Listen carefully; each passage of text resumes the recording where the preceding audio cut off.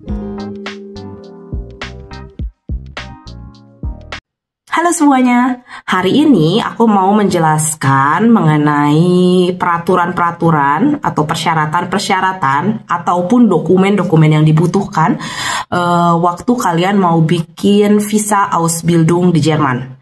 Berdasarkan aturan-aturan yang tertulis pada website di kedutaan atau Ausländerbehörde. Aku pakainya dasarnya dari Ausländerbehörde Berlin, karena Berlin kan ibu kota ya, jadi harusnya ya oke lah, walaupun mungkin dalam setiap kota itu ada perbedaan sedikit demi sedikit gitu.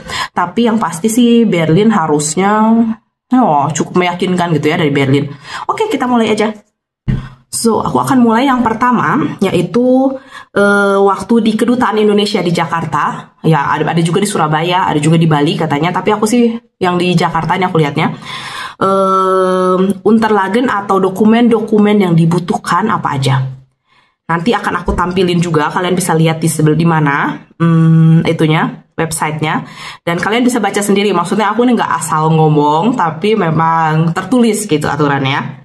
Yang pertama ada Ausbildungsvertrag. Terus yang kedua Sprachkenntnisse mindestens B1 das steht, ne?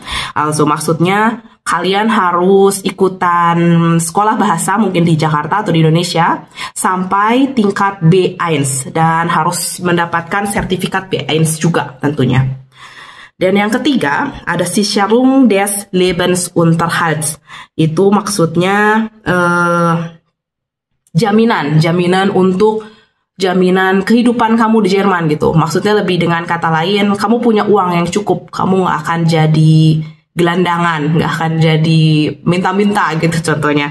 Caranya gimana? Itu juga tertulis. Dalam 1 bulan minimal 959 euro yang harus kamu punya di dalam akun kamu atau yang harus kamu dapetin gitu kira-kira.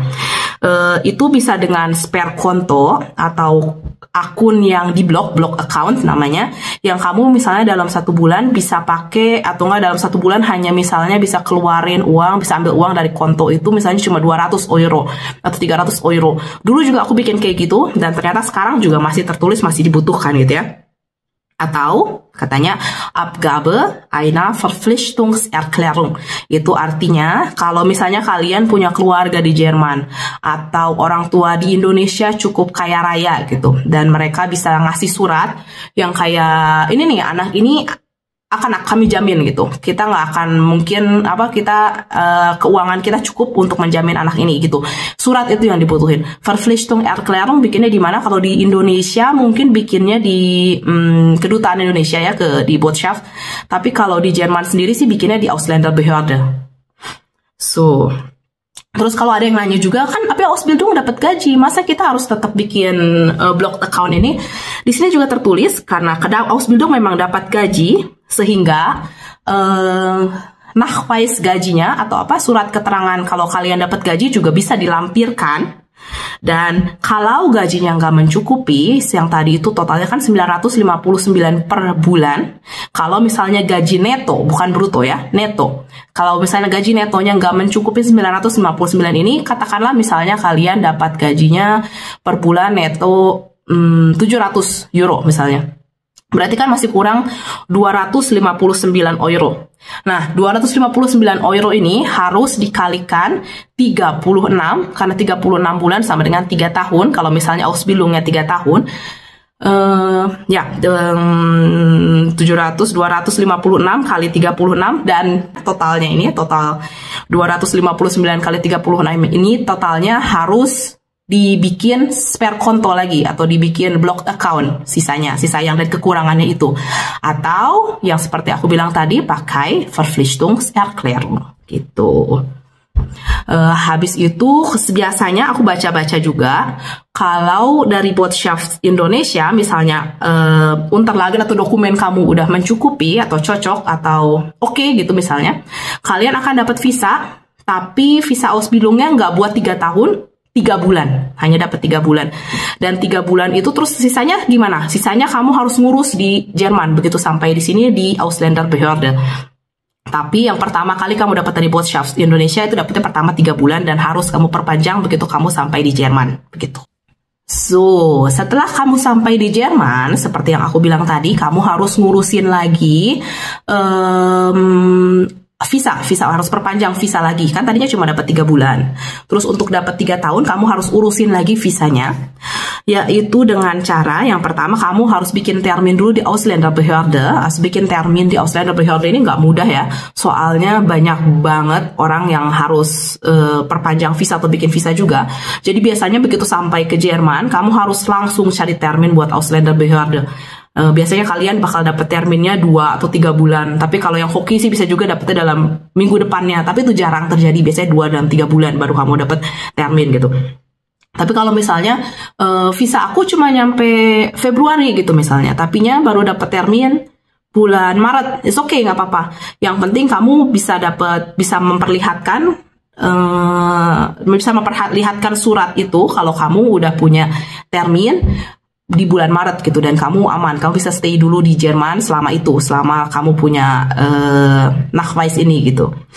So di sini juga aku akan baca aturan-aturan atau aku akan artikan aturan-aturan yang tertulis di Ausländerbehörde Berlin. Maksudnya aku juga sekali lagi aku nggak asal ngomong, nggak cuma kayak iya menurut aku sih bla bla dan sebagai kagak. Gue pakai beneran gue baca, gue tulis satu-satu, gue lihat dulu apa yang maksudnya, soalnya banyak kadang-kadang orang komen ya udah dibilangin butuh spare konto, terus ada juga yang ngomong, terus ada orang-orang yang komen enggak kok, nggak butuh spare konto. Ya udah sih, gimana lu aja gitu.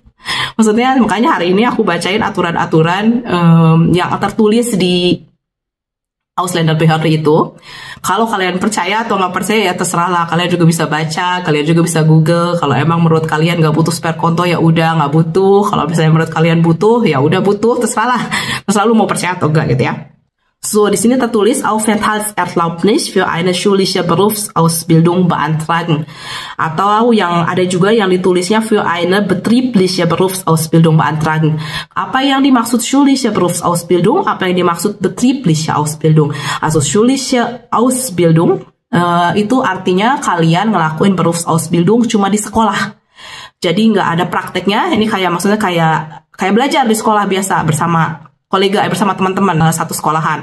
Datang pagi-pagi belajar teori pulang. Datang pagi-pagi belajar teori pulang gitu, nggak ada prakteknya. Tapi schulische Berufsausbildung ini biasanya hanya hanya diakui sama negara tempat kamu daftar. Maksudnya kayak misalnya kamu daftar schulische Berufsausbildung di Berlin dan itu akan terakreditasi oleh kota Berlin.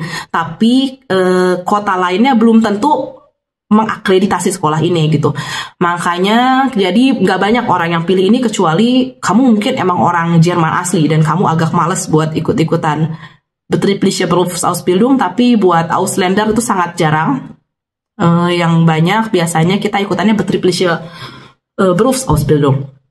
Terus kalau schulische Berufsausbildung ini juga biasanya bayar. Kalau misalnya betriebliche Berufsausbildung kamu dibayar, dapat gaji, tapi kalau schulische rata-rata kamu yang bayar gitu. Pokoknya kayak masuk sekolah biasa. Maksudnya dia dibikin sama kota juga, tapi tetap kamu biasanya bayar gitu. So, terus ada juga di sini yang selanjutnya Verfahrensablauf. Yang pertama, jadi isi formulir online, atau diisi formulirnya, dan habis itu dikirimkan dan bayar untuk biaya pengerjaannya. Bayarnya berapa? Aku juga leider nggak bisa nemuin harganya berapa, pokoknya harus bayar dulu katanya. Terus habis itu nanti kalian akan mendapatkan Bestätigung kalau kalian sudah beantrag. Bestätigung itu artinya apa ya? Mendapatkan surat keterangan kalau kalian udah daftar visa ini gitu. Dan setelah kamu masukin dokumen-dokumennya, pada akhirnya kamu hanya harus menunggu sampai nantinya dihubungin sama Ausländerbehörde. Dan kamu nantinya kalau misalnya udah positif hasilnya, kamu akan dihubungi untuk mendapatkan termin atau dapat jadwal ketemu lagi, dan di sana akan diwawancara satu kali lagi atau Vorsprache katanya. Ada tulisan Vorsprache, wawancara. Nanti wawancaranya bahasa apa? Bahasa Jerman tentunya, karena Ausländerbehörde pengen tahu juga kalau misalnya kamu layak dapat pekerjaan ini atau enggak, kamu udah layak dapat Ausbildung ini atau enggak. Gimana caranya ya dengan bahasa salah satunya. Kayak cukup nggak nih B1 gitu? Apakah ini bohong-bohongan B1 yang kamu punya sertifikatnya atau kamu memang bisa gitu. So, selanjutnya ada Voraussetzungen. Yang pertama ditulisnya sana Ausbildungsziel atau staatlich anerkannter Berufsabschluss. Maksudnya jurusan Ausbildungnya harus jelas. Apa? Kokikah atau misalnya apalah pokoknya yang jelas yang terdaftar, bukan yang asal-asalan gitu.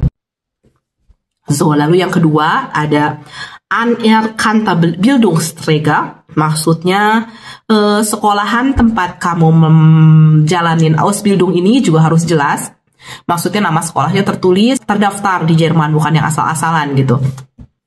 Lalu ada juga Gesicherter Lebensunterhalt, ditulis erforderlich sind ausreichende Mittel zur Sicherung des Lebensunterhalts, einschließlich ausreichenden Krankenversicherungsschutzes.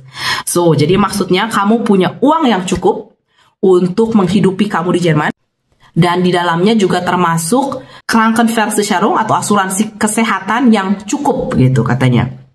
Lalu yang di bawahnya ditulis, für einen Aufenthalt zur schulischen Berufsausbildung muss monatlich ein Betrag von 903 Euro zur Verfügung stehen, also 10.836 Euro pro Jahr tulisannya.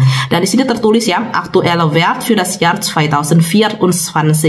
Also das bedeutet 903 Euro kamu harus punya monatlich, atau dalam artian dalam 1 tahun 10.836 Euro. Di sini juga ditulis, sofern für die Ausbildung Gebühren entstehen, erhöht sich der monatliche Mindestbetrag entsprechend.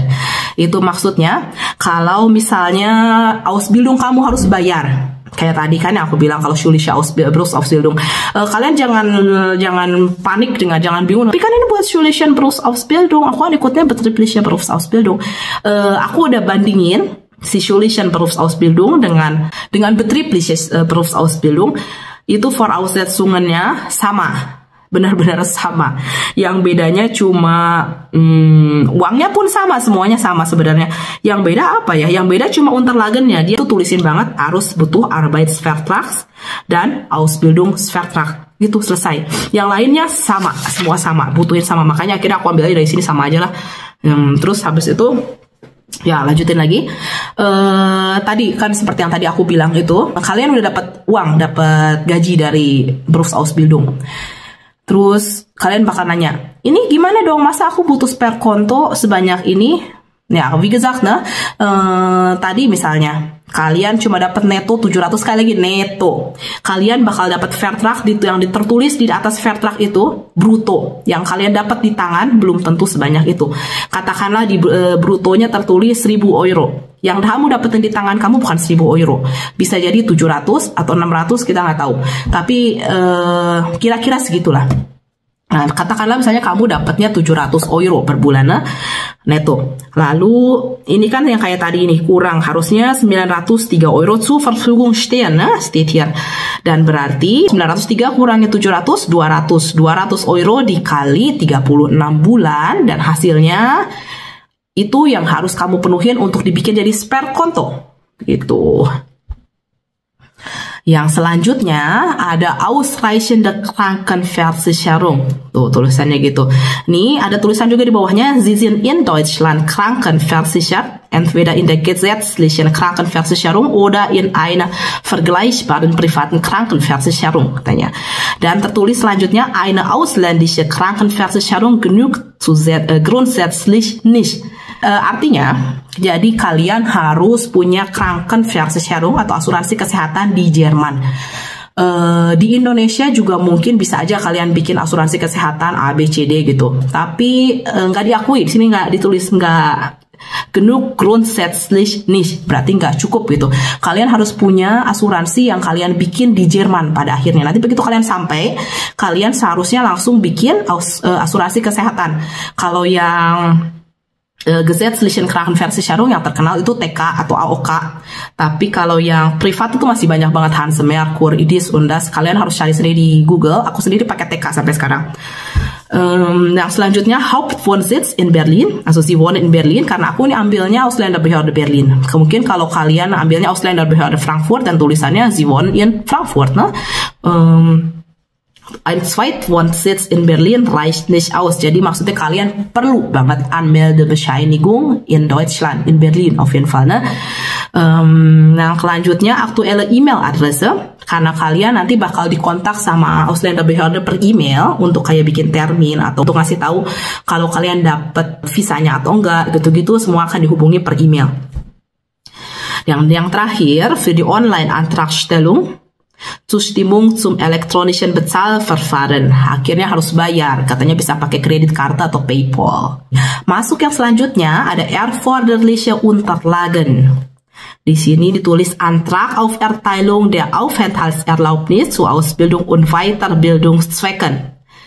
Nih, maksudnya adalah kalian harus isi formulir intinya. Ini bisa online juga, tapi bisa juga kalian print sendiri di rumah, diisi dan dikirim entweder per email atau per pos. Tapi biasanya sih per email ya sekarang ya. Udah nggak zaman kayaknya lewat itu, lewat pos. Terus yang kedua, kalau ini yang kedua ini artinya by Antragstellung durch Bevollmächtigte, Vollmacht mit Angabe des Verfahrensgegenstands. Itu maksudnya adalah kalau misalnya kalian nggak bisa datang ke kantornya, jadinya misalnya harus teman kalian yang gantiin gitu, kamu harus bikin surat Vollmacht namanya. Kalian memperbolehkan orang ini untuk bantu kamu ngurus itu gitu dengan tanda tangan kamu biasanya dan lain-lain gitulah.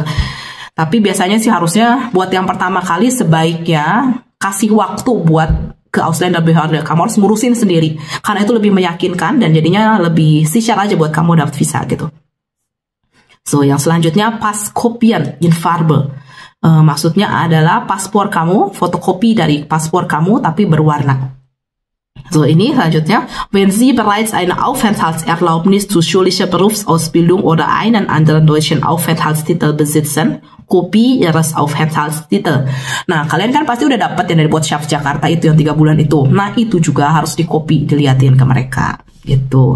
Selanjutnya ada Nachweis über Krankenversicherung in Deutschland. Itu yang tadi aku udah bilang. Di Krankenversicherung ini ada tulisannya ini harus yang in Deutschland, nah, bukan yang dari Indonesia lagi. Jadi biasanya di Deutschland itu kalau misalnya kamu udah jadi Mitglied suatu Krankenversicherung, kamu bakal dapat kartu. Nah, yang mereka butuhin adalah kartunya, fotokopi dari kartunya, atau kartunya natürlich kamu harus bawa juga ke kantornya. Dan juga kalau misalnya kamu pakainya bukan yang gesetzlichen Krankenversicherung, misalnya ini yang privaten Krankenversicherung, butuh Bescheinigung des Versicherers über Umfang und Kosten der Versicherung. Maksudnya kamu butuh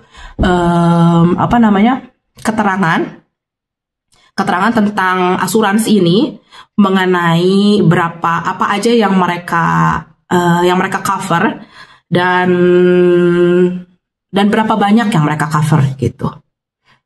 Yang selanjutnya Nachweis über den Hauptwohnsitz in Berlin. Yang seperti yang aku bilang Anmeldebescheinigung, dan di sini tertulis juga di bawahnya selanjutnya Mietvertrag und Einzugsbestätigung des Vermieters. Itu Mietvertrag itu jadi kalau misalnya kamu ini kayak surat kontrak gitu loh. Kayak kalau kamu kontrak rumah di Indonesia, aku nggak tahu sih di kontrak rumah di Indonesia bakal dapat surat atau enggak. Kalau di sini sih pasti dapat surat gitu. Kalau kamu udah jadi mieter di sini. Terus habis itu kamu harus bawa surat ini juga ke itunya, ke Ausländerbehörde. So, selanjutnya Nachweis über den Lebensunterhalt. Di sini tertulis lagi tadi zum Beispiel Sparguthaben bei einer deutschen Bank oder Verpflichtungserklärung auf amtlichen Vordruck.